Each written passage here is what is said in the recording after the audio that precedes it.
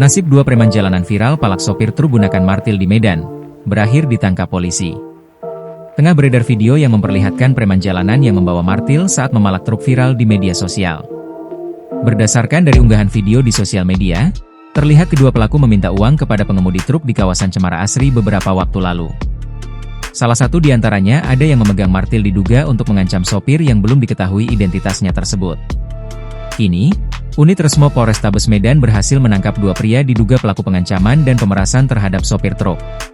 Keduanya yaitu LR dan JP, diamankan di dua lokasi yang berbeda, Rabu, 12 November 2025. Kanit Resmob, Ibtu Eko Sanjaya membenarkan pihaknya telah mengamankan kedua pelaku. Sudah kita amankan dua-duanya.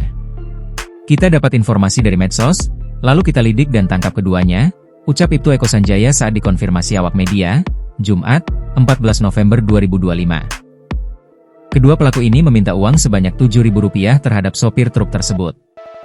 Namun hingga kini, pihaknya masih melakukan pencarian terhadap pengemudi truk tersebut. Saat ini kita masih cari CCTV yang mengarah ke plat truk itu.